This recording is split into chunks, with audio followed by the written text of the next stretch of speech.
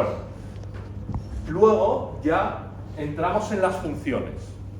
Y como hemos aplicado ya estas semanas también, tenemos que saber muy bien y saber diferenciar con claridad qué es una función y qué es una prestación. Saber el significado de unas y el significado de otras, ¿no? Sabemos, y el otro día lo vimos, ¿no?, que las funciones, esencialmente hay una función principal, eventualmente puede haber otra, o tres incluso.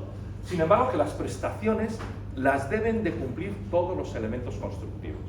Y las cumplirán en mayor o menor grado, con mayor o menor éxito. Pero tenemos que dar un repaso de las prestaciones a todos los elementos constructivos. Recordamos las funciones que las tenemos que saber como así, al tiro. Estructural, filtro, protección, seguridad, utilización, suministros y expresiva. Espero que hoy por hoy ninguno de vosotros tenga duda de qué es alguna de ellas. Si tenéis duda, preguntadla ahora. Por otro lado, tenemos las prestaciones, que, como he dicho ya infinidad de veces, todos los elementos constructivos, todas las unidades constructivas, tienen que cumplirlas en mayor o menor medida. Y es la prestación de expresividad, la prestación de estabilidad, la prestación de seguridad, la prestación de viabilidad de ejecución, aquí solo pongo ejecución, pero es que si es viable desde el punto de vista de la ejecución. Dime. La definición de prestaciones, ¿cuál sería? Prestación son las características que tienen que cumplir todos los elementos por el hecho, claro, los servicios que deben dar los diferentes entes constructivos del propio sistema, como la habitabilidad del mismo, que los hacen al propio sistema viable. ¿Vale? Las prestaciones serán, por tanto, el conjunto de características instrumentales que deben tener todos los elementos constructivos para asegurar el buen funcionamiento de la edificación, su carácter expresivo, su consistencia y su respeto al medio. ¿Queda claro? ¿Vale? Estas son las prestaciones. Bueno, decíamos con respecto a las prestaciones, tenemos que las repasamos, yo creo que no hay duda, nos quedábamos un poco con la viabilidad de ejecución, que en el mapa mental solo pone ejecución, pero es viabilidad de ejecución, pues, que creo que lo entendemos todos, ¿no? Y por último, sí que podemos dedicarle un segundo más a la sostenibilidad, porque la sostenibilidad tiene 4 componentes. La sostenibilidad son los factores que determinan la eficacia medioambiental de cualquier elemento constructivo, esto es, reducir al máximo lo pernicioso que puede ser un elemento constructivo desde el punto de vista del funcionamiento del planeta. Y esencialmente esto lo vemos a través de la huella de carbono. Tiene otros muchos factores que son importantes, pero para hacer resumidamente es cuántos kilos de carbono expulsa a la atmósfera nuestro elemento una vez colocado, una vez puesto en servicio, una vez que esté en funcionamiento. Y ahí, como habéis oído, he denominado 4 aspectos de esa huella de carbono. Los digo ahora desde un punto de vista ordenado y explícito. La extracción. El material que yo voy a colocar se necesita extraer, necesita que salga de algún sitio, de una mina, de un bosque, de lo que queramos. El origen del material en el momento constructivo puede ser respetuoso con el medio ambiente o invasivo. Si utilizamos un bosque que se autorregula, que cuando se poda, los árboles podados se replantan, es un bosque perfectamente respetuoso con el medio ambiente. Además, los bosques absorben CO2, o sea que incluso es positivo. Si lo que hacemos es extraer un material que está recóndito en una mina y que por lo tanto necesita muchísima energía para poderlo extraer, estamos extrayendo y estamos polucionando mucho la atmósfera, estamos cargando mucho de kilos de CO2 al ambiente. El segundo punto, el montaje. Una vez que lo hemos extraído, lo tenemos que poner en nuestro edificio. En la ejecución de la obra y en los medios necesarios para poderlo llevar a cabo será determinante el respeto con el entorno. Aquí estamos diciendo que una vez que hemos extraído el acero de la mina, todo lo que signifique transformarlo para convertirlo en una viga, para convertirlo en una chapa perforada, todo eso contaminará. Y dependiendo de cuánto sea la contaminación, será más o menos respetuoso con la sostenibilidad. El tercer punto es el mantenimiento. Ya lo hemos colocado, pero su ubicación y su vida útil va a necesitar un mantenimiento. Y ese mantenimiento puede ser un mantenimiento barato, puede ser un mantenimiento neutro desde el punto de vista medioambiental, o puede necesitar mucha intervención y por lo tanto mucho gasto energético, o que el propio funcionamiento del elemento sea contaminante, como puede ser un aire acondicionado, o puede ser muchos sistemas de las instalaciones, la calefacción, etcétera, etcétera, son contaminantes. Y por último tenemos que tener en cuenta el reciclaje. Cuando acaba la vida útil de un edificio, eso se queda ahí y lo que tenemos que hacer es transformarlo, volver a dejar el lugar como estaba antes de nuestra intervención. Por lo tanto, todos los materiales, todos los elementos que hemos utilizado, tenemos que ver cómo los reciclamos. No los podemos tirar a un contenedor, no los podemos dejar, como se hacía antiguamente, en un vertedero. Ahora intentamos reciclar, porque si no, el sistema al final colapsaría.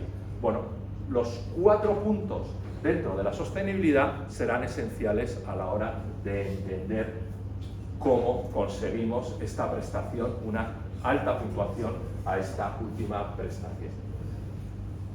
Pasamos al tema 3. El tema 3 será reflexionar sobre la tecnología constructiva.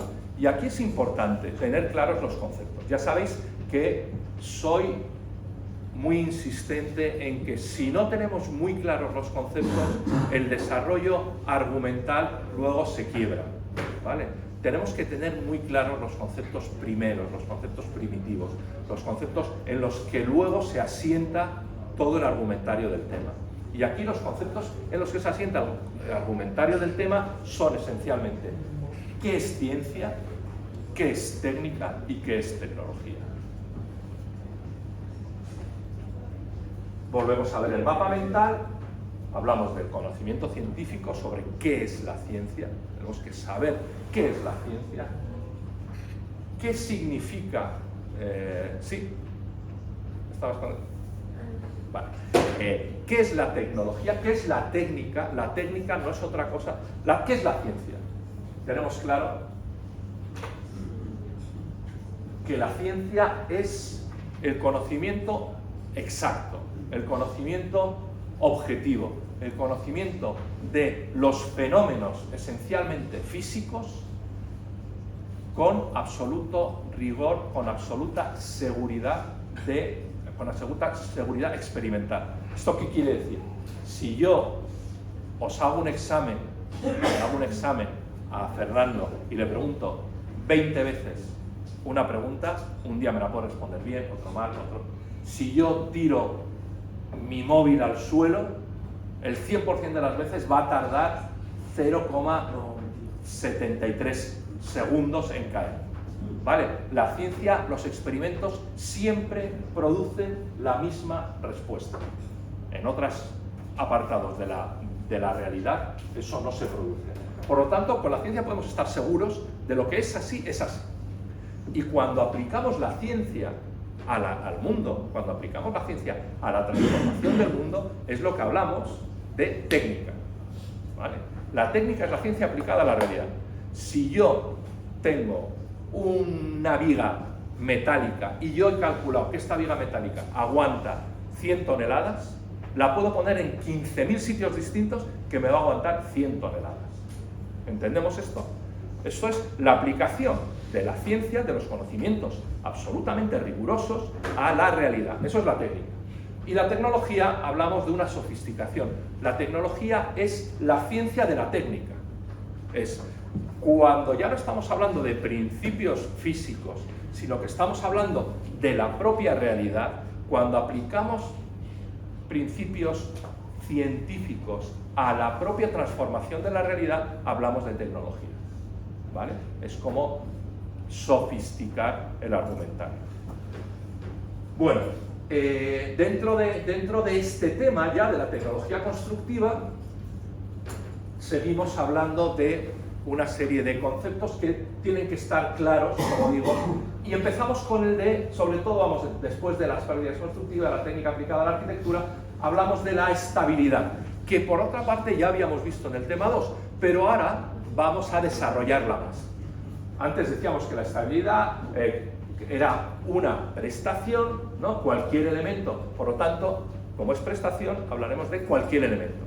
Si fuese una función, diríamos, los elementos que cumplan esta función serán tal, tal, tal. Aquí, como es una prestación, decimos, cualquier elemento que se vaya a poner en un edificio deberá de cumplir ¿vale? Cualquier elemento que vaya a formar parte de la edificación deberá de ser sólido y estable en el tiempo. Esto quiere decir que en el transcurso de la vida útil de la construcción todos los elementos deben de permanecer en perfecto estado y manteniendo intactas las funciones para las que fueron proyectadas. Esto lo vimos en el tema 2, pero ahora lo ampliamos. Y ahora este concepto lo bifurcamos en dos aspectos. Un aspecto puramente espacial y otro aspecto temporal. Un aspecto de solidez en el instante, fuera del tiempo, las cosas tienen que ser sólidas. Esto significa que no tienen que ser estables en unas condiciones ideales, sino que en condiciones adversas también tienen que ser estables, ¿vale? Si yo pongo, no lo puedo hacer, pero si yo pusiera mi teléfono móvil de canto, podría conseguir que si nadie respira, que se mantuviera estable unos instantes, pero ante cualquier vibración, ante cualquier movimiento del aire, se caería. Nosotros eso no lo podemos permitir, por lo tanto tenemos que conseguir una solidez, un equilibrio estable.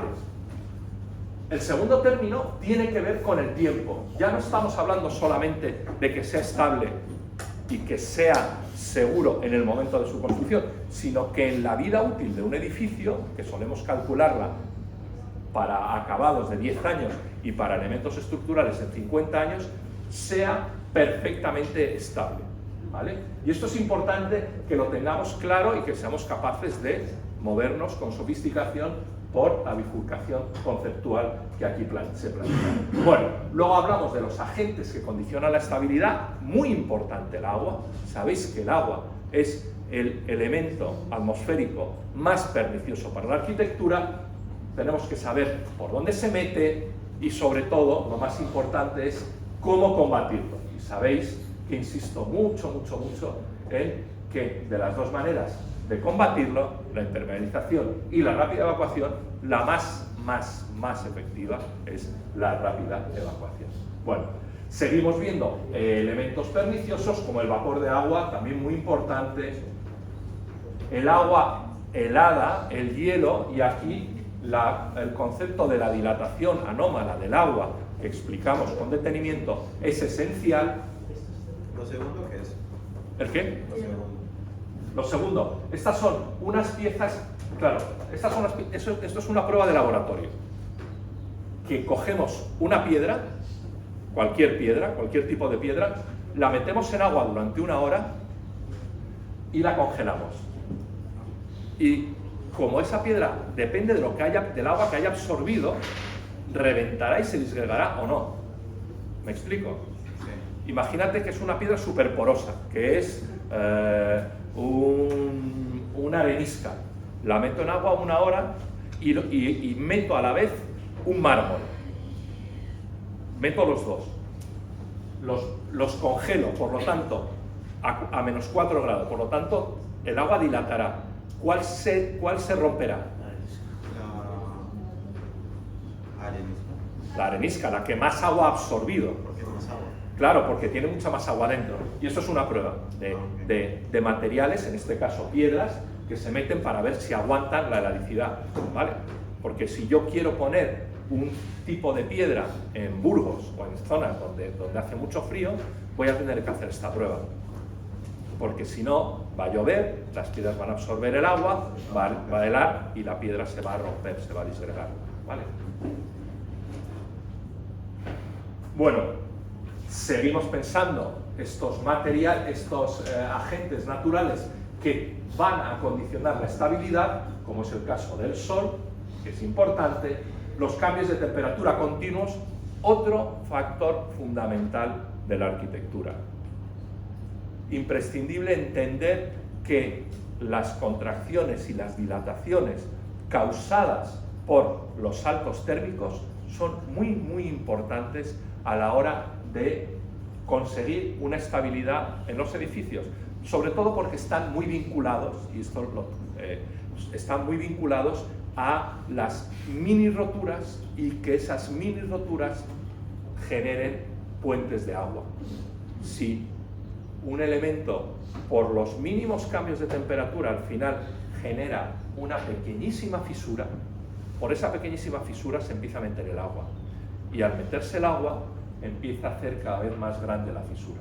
Están muy vinculados, cambios de temperatura continuos, con el agua, en el sentido de agua estancada que se puede colar por todos los sitios. No tanto con la heladicidad, está relacionada, pero no de una manera tan directa. Pero sí las pequeñas roturas y la entrada de agua. Cuando dicen así como que son rígidas, es decir, que no se mueven. Perdón. No, cuando dicen que no, o sea, que sí que hay problemas si son rígidas, o sea, si Claro, no, cuando decimos que son rígidas, cuando hablo de la rigidez es lo contrario de la flexibilidad. La rigidez es cuando, y ya lo veremos, es cuando un material, en cierto sentido, no avisa que se va a romper. Si yo cojo un vidrio, tú coges un vaso, y tú lo estás apretando, un vaso de vidrio, lo estás apretando y en un momento dado se rompe. Y te corta y no ha avisado. Si tú coges un muñeco, un pato de goma, tú lo empiezas a apretar y se está deformando. ¿Vale? El vidrio es rígido, el pato de goma es flexible. Entonces, los materiales flexibles tienen mucha ventaja porque absorben estos pequeños movimientos sin problema. Los materiales rígidos no. En cuanto hay un pequeño movimiento, se rompen y montan un desastre. Por eso se pone esas cosas Claro. Estos elementos, ¿no? Juntas de dilatación para materiales rígidos. Si la arquitectura fuera blanda, no tendríamos nunca problemas. Si la arquitectura fuera de plásticos blandos, no tendríamos nunca problemas. Pero como tenemos elementos rígidos, sobre todo como son los vidrios, como somos materiales así, sí que vamos a tener muchos más problemas a la hora de absorber estos cambios de temperatura continuos. ¿Vale?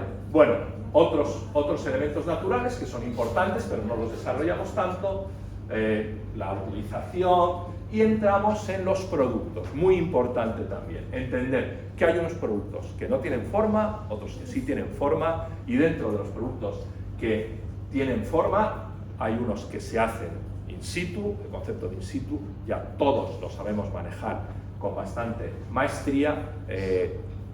Los que no se hacen in situ se hacen en taller y por lo tanto ya vienen conformados, etcétera. Todos estos conceptos, con las imágenes vinculadas a estos conceptos, son muy importantes. Por último, hablamos de las dimensiones de estas unidades y hablamos de elementos adimensionales, que son las unidades, ¿no? Cuando hablamos de una luminaria, de un enchufe, hablamos de unidades. Dimensión 0. Una pregunta, es que en los productos pone amorfos, Sí. luego conformado in situ y conformado en taller, luego después pone conforma, Sí. luego conformado en taller y labrado, ¿no es lo mismo? No, vamos a ver la diferencia. Tenemos unos materiales suministrados sin forma, que son los amorfos, que puede ser hormigón, el yeso, ¿no? El cemento. Estos materiales que están sin forma, yo les puedo dar forma directamente en la obra, si hago un encofrado o si lo pongo, o en taller, que serían prefabricados. Vamos a hablar de prefabricados. Pero luego hay otros materiales que desde el principio tienen una forma. La madera desde el principio tiene una forma. La piedra desde el principio tiene una forma. No viene nunca de una manera informe a ningún sitio.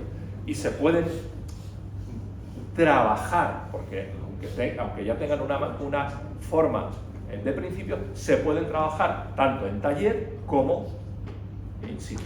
¿Vale? Queda claro, ¿no? ¿El qué?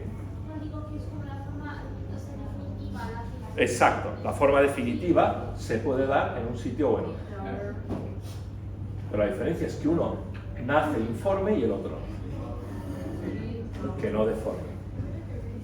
Dimensión 0 unidades, dimensión de una dimensión, lineales.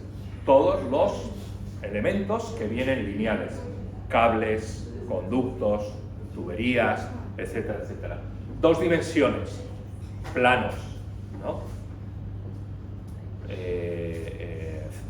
Piezas de cerámica, el linóleo, el suelo, los aplacados de piedra, Madera.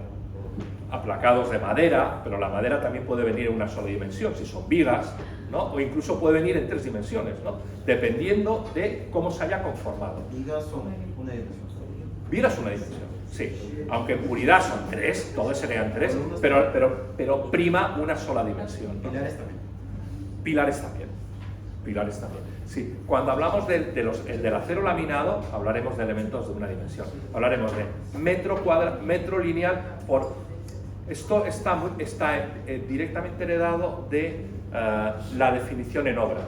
Nosotros cuando hablemos de una viga, de un pilar metálico conformado, hablaremos de metro cuadrado de viga EHE tal, ¿no? Entonces, la pediremos por, metro cuadrado, metro lineal, la pediremos por metros lineales de ese tipo de viga. Y por eso hablaremos de una dimensión. Cuando hablemos de un pavimento, hablaremos de metros cuadrados. Metro cuadrado de piedra, de revestimiento de piedra, tal. Y eventualmente podemos hablar de metros cúbicos, de cemento. El cemento viene en metros cúbicos, incluso la pintura viene en metros cúbicos, aunque a veces nosotros para más facilidad de uso hablaremos de metro cuadrado, porque es el metro cuadrado que es lo que voy a pintar, pero los cubos vienen en metros cúbicos, ¿vale? O en litros. Bueno, y por último, la relación de densidad y peso. Y es muy importante que seáis sensibles a la relación de densidad y peso. Insisto constantemente en que tenemos que saber las relaciones de densidad y peso, por lo menos del acero, del vidrio y del hormigón. Tenemos que saber lo que pesa, la proporción de peso entre el acero, el vidrio y el hormigón. Aquí tenéis la tabla que tenéis que aprender todos, ¿vale? Bueno, por último hablamos de los factores que determinan el formato, que es otro punto muy importante. ¿Por qué elegimos un formato? Adam, ¿por qué elegimos un formato y no otro a la hora de colocar un aplacado de piedra, a la hora de colocar cualquier elemento, un vidrio, un pilar, ¿no? ¿Por qué elegimos un formato u otro? Y vemos las 4 lógicas de la elección. La primera, que es fundamental, es la función. El pilar, el ancho del pilar, va a venir determinado por las cargas que tenga encima. Eso lo tenemos claro, nadie lo duda. Luego también vamos a tener que ser muy sensibles a la viabilidad de ejecución. Este tipo de elemento es fácil de ejecutar. No es lo mismo colocar un aplacado de piedra en una fachada, piedras de 60 por 40, que las puede colocar un solo operario. Un operario puede colocarlas con otra persona, puede colocarlas, que una pieza de piedra de 1 metro por 2 o de 1 metro por 1 metro, que ya tiene que ser mucho más gorda. En vez de pesar 30 kilos puede pesar 200 y hay que meter pues un montón de materiales, elementos auxiliares para conseguir ejecutarlo. Pero nos puede interesar a nosotros desde el punto de vista expresivo coger elementos muy grandes que nos compliquen la ejecución. Por lo tanto, vamos a tener que estar constantemente contrapeando la ejecución con la expresividad. Podemos decir, yo quiero algo muy complicado, lo siento, ¿vale? Y ahora veremos unas imágenes, porque a mí expresivamente me interesa que este vidrio tenga 4,5 metros de ancho por 2,5 de alto. Es complicadísimo ejecutar, sí, pero a estas personas que van a habitar aquí, yo les quiero poner ese tipo de vidrio. Por lo tanto, los temas expresivos también condicionan el formato. Y por último, la estabilidad. La estabilidad tiene que ver que si yo quiero poner ese vidrio, además no puede ser un vidrio de 1 centímetro de grosor, ¿no? Si quiero poner 4,5 por 2,5, tendrá que ser un vidrio de 5 centímetros de grosor. Un vidrio multicapa, con cámara, etcétera, etcétera, etcétera. ¿Vale? Todo esto es muy importante a la hora de desarrollar un proyecto. Aquí tenemos claros ejemplos. Este es un proyecto mío en el que, como digo, quería poner un vidrio de 4,60 metros por 2,40 de alto. Y un vidrio que ni siquiera fabricaban en España, ¿no? Pero me parecía muy importante que el salón de esta casa en Puerta de Hierro tuviese esa expresividad, que no tuviese ningún montante en medio, que no tuviese ninguna partición y a la vez, además, que se pudiese abrir. Como veis, se tiene que abrir fuera del edificio, porque el edificio no puede albergarlo. Hubo que montar, si hubiera puesto ventanas de 1 metro por 60, hubiera venido un operario y las hubiera montado él solito con su camioneta y se hubiera ido. Aquí hubo que montar una grúa, hubo que traerlo de Portugal, etcétera, etcétera. ¿Vale? Sí, como aquí veis. ¿Vale? Aquí veis. ¿Cómo se abre? ¿Qué? ¿Cómo se abre? Se abre, es verdad que es un vidrio que luego son casi 5 centímetros de grosor, pesa unos 700 kilos y lo que tuvimos que montar fue una viga en el montante superior. Pero se abre, queda por allá afuera. Claro, entonces hay un sistema, o sea, este vidrio no corre fácilmente, esta carpintería no corre fácilmente, porque como te digo, pesa casi 1 tonelada. Entonces, hay un sistema que tú mueves una palanca 180 grados, una palanca así, y levantas 4 milímetros el vidrio y lo dejas colgado de la viga superior. En ese momento tú ya puedes, a través de la viga superior que está colgada, ya puedes correrlo con facilidad y efectivamente no se puede correr dentro del edificio, tiene que salir fuera del edificio. Pero ya hay un tope que es el bordillo. Aquí hay hay un bordillo, pero hay un tope interno. Ah. ¿Vale? No choca con el bordillo. Se abre todo. No. Se abre solo 1,80 metros para que la gente pueda entrar y salir. No puede abrirse todo porque si no se descarrila. Es que no, o sea, lo preguntaba por eso. Claro, no. Como también como que un vidrio medio en patio, no sé. Claro. Ya, justo. Es posible que esto sea la apertura máxima. ¿Eh? Es posible que esto que estás viendo sea la apertura Pero máxima. alguien que quiera pasar por ahí, por el corredor se choca. No, por el corredor también puede salir. Puede salir. En cualquier caso, o sea, ahora, si el corredor tenía 3 metros, la apertura tiene unos 60, nosotros Claro, estamos... para ahí como una... Claro, pero sobre todo es que se interna el tope. No, Lo hablo de arriba que también. obstaculiza el paso. ¿Eh? Hablo de que obstaculiza el paso por la parte del patio. Y como además es de vidrio, o sea, no lo piensen como de una manera mal, se ve hermoso, pero si un niño pasa algo así se choca, o sea, es de vidrio realmente. Bueno, pero hay marco. Claro. Y usted no lo ve. Sí, pero claro, es como no pongas vídeos porque los niños son idiotas. No. Es verdad que son idiotas. Pero No me no se refiero podía a eso, poner nunca no me vídeos. refiero a eso. No, O sea, pero esto o ya sea, me aquí parece invade un obstaculizar el poco. paso y es algo que uno debe analizar. Claro, aquí invade un poco, pero ya te digo, ese paso es muy grande. O sea, Vale. se puede salvar sin ningún Es más problema. grande de lo que se ve en la imagen, entonces. ¿Qué?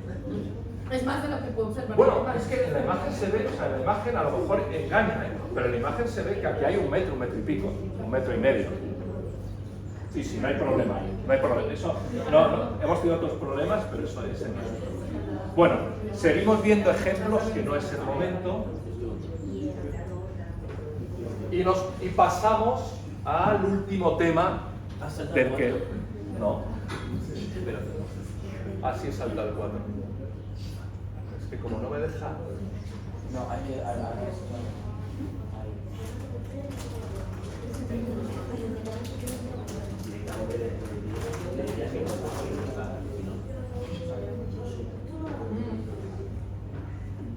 Me has cogido más puertas, más pequeñas.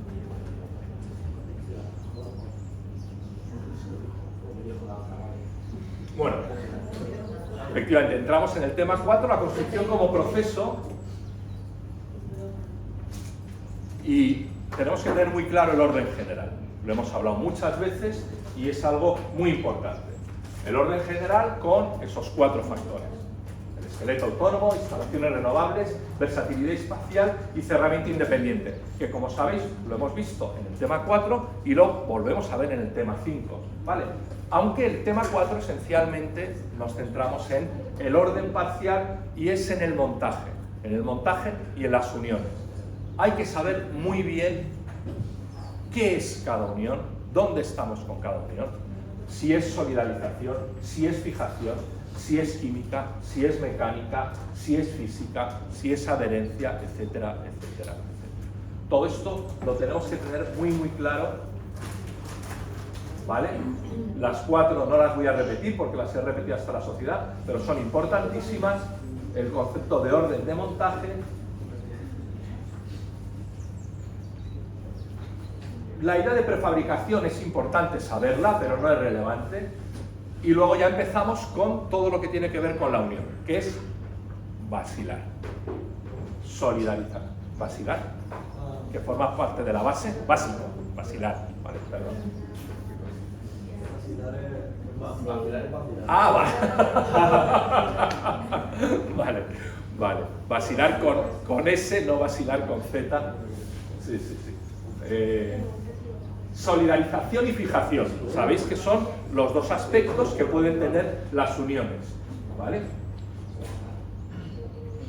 Dentro de la solidaridad y la fijación, muy vinculada con ellos, pero no intercambiable, está la reversibilidad y la permanencia.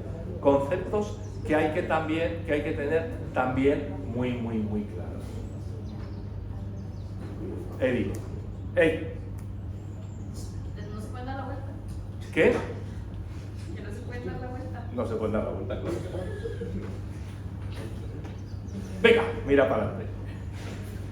Solidarización. Empezamos por la adherencia, por el concepto de adherencia. Y dentro de la adherencia vemos las 2 facetas que tiene la adherencia, que son a través de adhesivos químicos, a través de aglomerantes hidráulicos y la soldadura. El concepto de soldadura, por ejemplo, es un tema típico de decir, oye, ¿cómo es una soldadura? Dibújame cómo se hace una soldadura, dibújame cómo se hace un remache, dibújame, ese tipo de dibujos son los que pediré, no dibujos mucho más sofisticados, ¿vale? Pero recordamos lo que pasó, lo que dijimos en clase para hablar de la soldadura. Soldaduras metálicas, soldaduras plásticas, soldaduras de materiales bituminosos. Ese es el que vimos allá en la obra de Ancho, que para impermeabilizar. No, Y el el- anterior. Claro, eso es un impermeabilizante. Sí. Eso, esa base del petróleo, ¿verdad? Sí. Y se fija con un calor para poder que selle las partes. Claro. El betún es un derivado del petróleo. O sea, hablar de betún es como hablar de alquitranes, hablar de brea, todos son el mismo material. Sí. Pero todo eso queda súper bien como para sellar partes exteriores, en especial el texto y todo eso para Claro, los patios. claro. ¿Cuál es, Sara, la ventaja de los betunes? Las ventajas de las breas es que son materiales muy flexibles, muy flexibles. Entonces, se pueden soldar y luego dentro de esa soldadura se pueden mover. Los cambios de temperaturas, ellos pueden absorberla con facilidad. Y con eso se Roger. sella más. E interacciona. Mirando para adelante tú también. Bueno, seguimos repasando las uniones, hablamos del pretensado, clavado, todas estas tenemos que conocerlas bien. El roblonado, que lo explicamos el otro día y vimos cómo se hacían los roblones, apoyos son más sencillos, la articulación, O sea, ¿tú que es... voy a preguntar qué es el roblado y hazme un dibujo? Claro. Claro. Eso es lo que... De hecho, esa ha sido una pregunta de otros años, por ejemplo. Oye, y de este. No, de este ya no. Articulación. Muy importante entender el concepto de articulación. El concepto de que lo que hace es permitir un determinado movimiento e impedir otros. Porque esto es el concepto general para entender bien lo que es la fijación, ¿vale? La fijación lo que nos está diciendo es, yo permito que haya movimientos de dilatación y compresión, permito que haya movimientos en el plano X, en el plano Y, en el plano XY, en el plano XZ, en el plano... pero otros no los permito. Y esto, desde el punto de vista constructivo, desde el punto de vista del funcionamiento de las estructuras, de los elementos constructivos, es importantísimo. Lo iréis viendo en siguientes cursos, pero tenéis que tenerlo ya muy claro. El permitir unos grados de libertad a los elementos y quitarles otros es fantástico para poder optimizar los elementos constructivos y esencialmente las estructuras. Yo sinceramente, ¿Por qué? no entiendo esto de la articulación. Yo tampoco, Vale. O sea, entiendo el concepto de... Si yo, vamos a ver, si yo no tuviera un codo, tendría dos problemas. O no podría mover, o mi brazo sería así, o mi antebrazo y mi antebrazo y... No. Bueno, y esta parte... No, mi brazo y mi antebrazo se descoyuntarían, ¿no? Si yo no tengo una articulación. Por lo tanto, viene bien Creo que este es que no se desmonten. Claro, ¿qué? Este es el antebrazo y este es el bíceps. Pero el bíceps es un músculo. Esta parte del brazo, ¿cómo se llama? La parte superior, igual. La parte superior tiene un nombre, pero no lo sabéis. O sea, esto es el brazo y esto es el antebrazo. No, yo creo que el brazo es todo y esto es el antebrazo. Pero no sé. Bueno, vaya, ya está. El del tronco o el brazo. Si yo no tuviera un hombro, mi brazo, o no podía mover el brazo. ¿Qué? ¿Cómo se llama esto? No sé cómo se llama. Ah, vale. Es que creo que se lee por eso. Bueno, oye, no vamos a perder ni un minuto más en esto. Yo lo que quiero es un ejemplo en obra. Vale, Sí, vale. Es para un puente, para una escalera, en Vale, donde lo coloco. vale. Tenemos claro cómo funciona una articulación, pero me interesa aclararlo. La articulación lo que hace es permitir que, sin desintegrarse, algunos elementos se muevan como yo quiero. Si yo pongo una articulación, como puede ser un engranaje o un bulón, yo permito que solo se mueva mi brazo en el plano XY, ¿no? En este plano. No permito que se mueva en este. ¿Entiendes esto? Sí. Vale. Si yo tengo un elemento estructural, mi elemento estructural... Voy a dibujarlo un poco, venga. Y eso porque se quita, yo sí no sé eso, básicamente. Entonces la articulación es para movimiento. Y él así después le pone el tornillo para que se mueva hacia adelante. Vamos a ver. Pero no sé. Un elemento estructural. Si yo tengo un pórtico, que es el elemento estructural más sencillo que hay,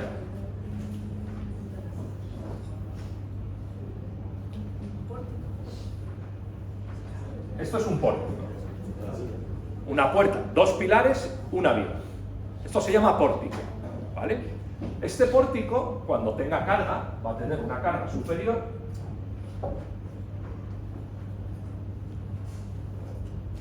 Se va a deformar. ¿Cómo se deforma esta viga? ¿Cómo se deformará?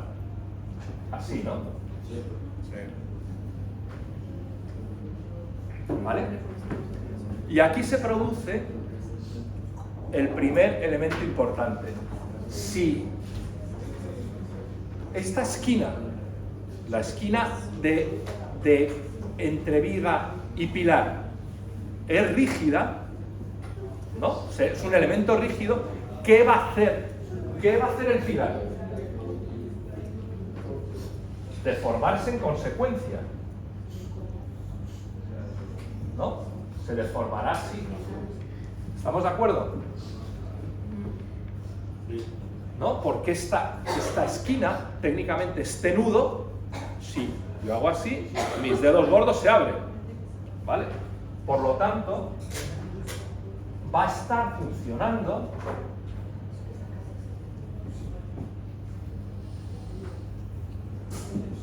muy exageradamente, pero mis pilares van a estar así. ¿Qué van a estar haciendo? Lo que dice, ¿no? Un poco Roger. Los va a destrozar, los va a romper. ¿Estamos de acuerdo? ¿Qué sucede si en vez de ser ese nudo rígido es una articulación? Se puede mover en el plano que quiera. Una articulación en el plano perpendicular, en el plano XY que yo estoy trabajando. Que, aunque esta viga haya hecho esto, el pilar sigue perfectamente vertical. No transmite la deformación de la viga, no le transmite deformaciones al pilar. ¿Lo entiendes? Sí, pero no entiendo qué tiene que ver con lo otro. Esto es una articulación, ¿no? Hemos visto. Si mi brazo fuese rígido, si mi codo fuese rígido, yo al empujar esto, ¿qué pasaría? No, el hombro, justo. Si mi brazo es una articulación, ¿qué pasa? Que hago así. Por lo tanto, si yo lo que quiero es solamente mover el brazo, una articulación, un bulón, una pieza con un bulón, como si fuera una rueda. Yo tengo una pieza así, otra así, y una se mueve en otra.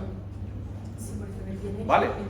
O sea, articulación solamente son para piezas en movimiento. Para piezas que tengan movimiento, pero es que toda la arquitectura tiene movimiento. O sea, la verdad... En esa y en esa. Claro. Si esto tiene para abajo, los pilares no se mueven. Claro, no transmiten deformaciones a los pilares. Dime. O sea, en el Guggenheim, por ejemplo, que tiene muchas curvas, todo eso, hay articulaciones, hay más. Seguro que está lleno de articulaciones, pero no significa que porque haya curvas haya articulaciones. Y Entonces, este es para fuentes. ¿cuándo voy a poner yo una esta así? Constantemente. No te preocupes. Yo por eso ahora digo que tenéis que ser sensibles a la importancia de la articulación. Verdaderamente el uso de las articulaciones ya veréis cuando lo hacemos. O sea, esencialmente tenemos que tener muy claro un concepto y es el concepto de momento. Y es el concepto de transmisión de momento. Si ese concepto todavía no lo tenéis demasiado claro y ni siquiera lo he explicado yo, que lo voy a explicar más adelante en el capítulo, creo que es 6. ¿Vale? Entonces, ahora mismo a mí lo que me interesa es que entendáis el concepto, no que sepáis por qué lo utilizaremos tanto en la construcción. ¿Vale? Profesor, pero esto se aplica más en los puentes, creo yo. Y en todo. ¿Y eso qué es? ¿El qué? Eso me tiene perdido. ¿Qué es eso? Esto es... Diferentes pilares. Claro, bueno, diferentes barras que se llaman técnicamente. Esto sí que sería más de un puente.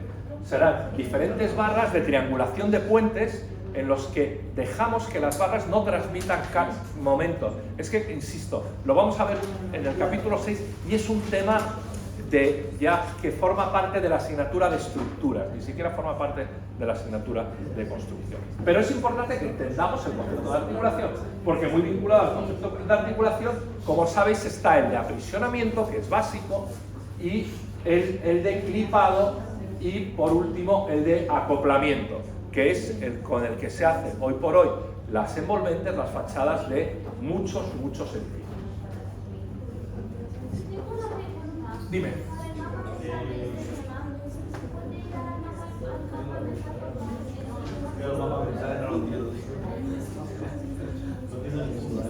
No, este no.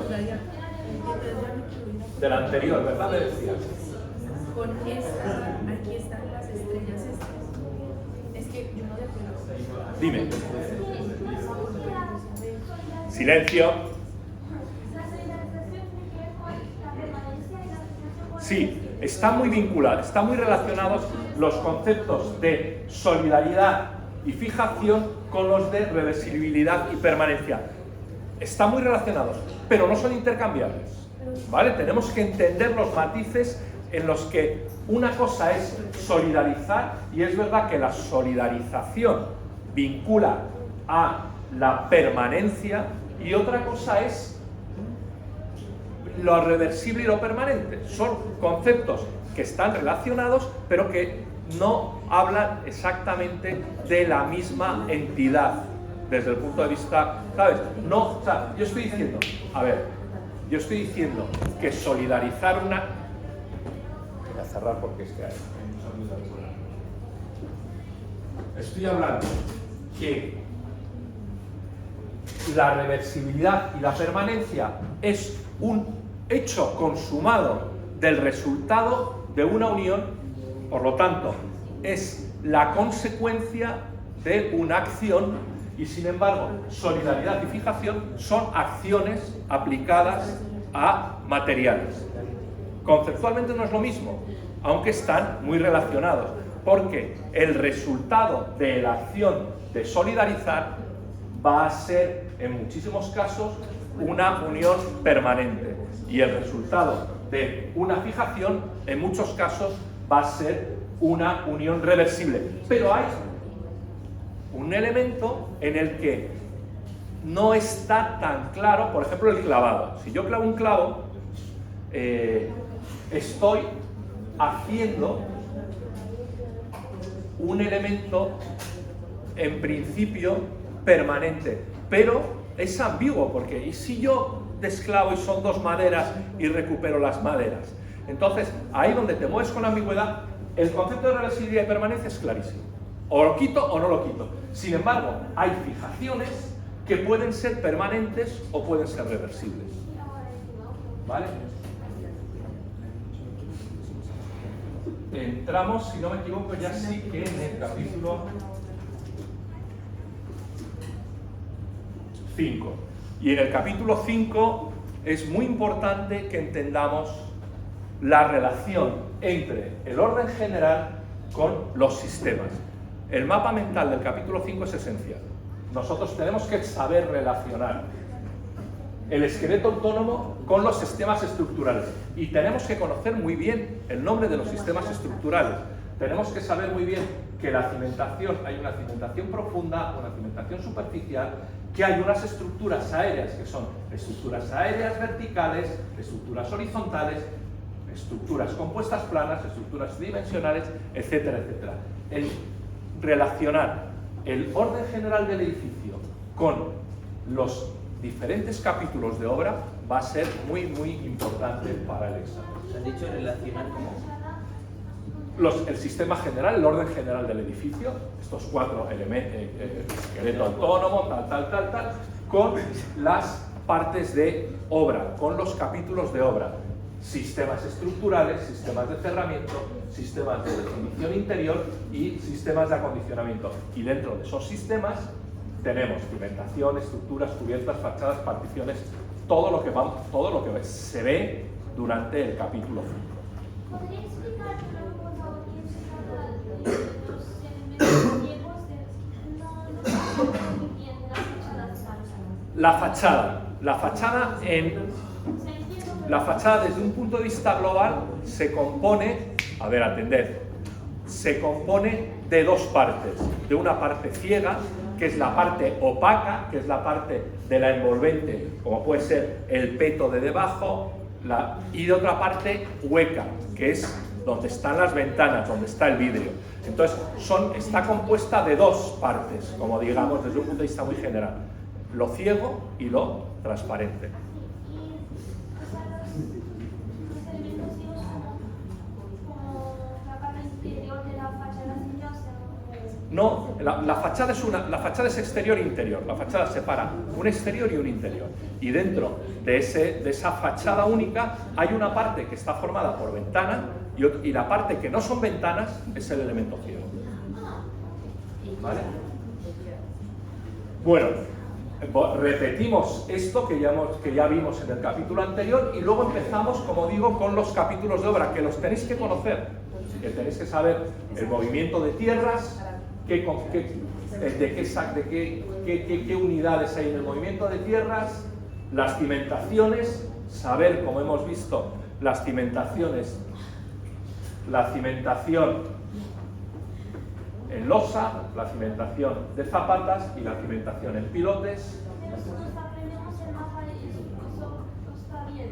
Sí, pero es importante entender lo que es cada cosa y para eso tenemos las diapositivas, ¿no? El saneamiento horizontal, como sabemos, todas las estructuras ¿Cuántos diferentes. suelen suspender?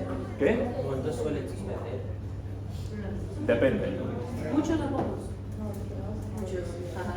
No. Impermeabilización, huecos, fontanería, instalaciones eléctricas, etcétera, etcétera, etcétera. Y por fin, lo mismo que hemos visto. Bueno, a ver, silencio. Silencio. Con esto acabamos el resumen, acabamos la primera parte de la asignatura, la primera parte teórica de la asignatura. El próximo lunes tendremos la parte práctica normal. Ya tendremos que haber implementado todas las funciones y haber valorado todas las prestaciones porque es el último día que podemos corregir antes de la entrega definitiva. Y el miércoles, a la misma hora que hoy, en este aula, tendremos el examen. Muchas gracias, nos vemos el próximo lunes.